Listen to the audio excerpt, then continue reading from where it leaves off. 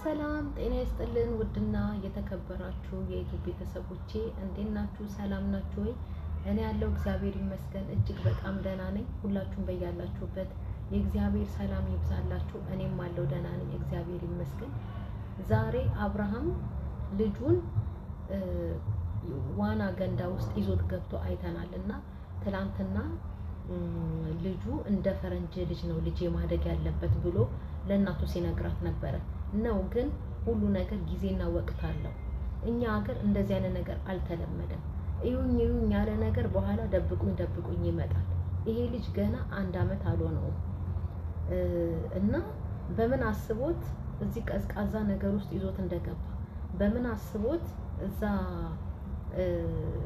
እንትን ጂም ቤት ይዞት እንደሄደ የኔ አባት አረቦቹ እንደገና ደግሞ አውሮፓዎቹም ቢሆኑ ማለት ነው እነሱ ልጆቻቸውን ቅዝቃዜ ነገርን ያስለመዱት ሆዳቸው ውስጥ እያሉ ነው።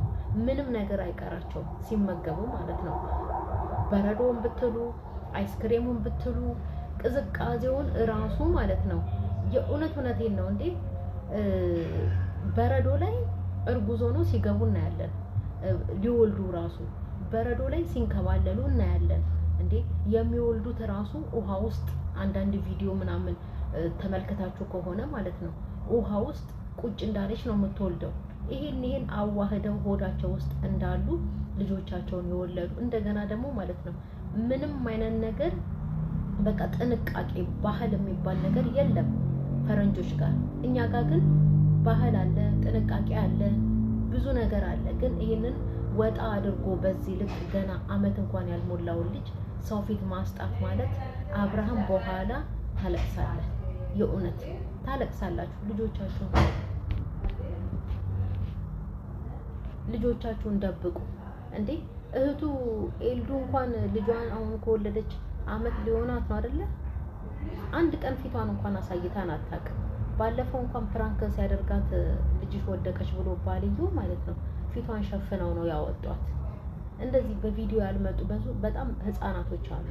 እናት አባቶቻቸው ድብቅ አድርገው የሚያሳድጓቸው። ለምንድን ነው ልጁን ተው፣ በኋላ ተው። የእውነት እግዚአብሔር ሲሰጠን በደንብ በስነ ስርዓቱ ተንከባክበን መጠቀም መያዝ ያለብን የኛ ፋንታ ነው። አጉል እንታይ ነገር በኋላ ደብቁኝ ይመጣል። ልጁን ደብቃችሁ አሳድጉ በስነ ስርዓት። እንዴ ምን ጉድ ነው አብርሃም? እንዴ ምን ጉድ ነው ይሄ ቅዝቃዜ ውስጥ ልጅን ይዞ መግባት ማለት በዚህ እንዴ በራስ ወግ በራስ ባህል ልጅህን አሳድግ። ፈረንጅን አትከተል። ሰው ስንከተል ነው ገደል ገብተን የቀረ ነው። አጉል አወኩ ነገር ይሄ በኋላ ደብቁኝ ምን ነው ባላልኩኝ ይመጣል።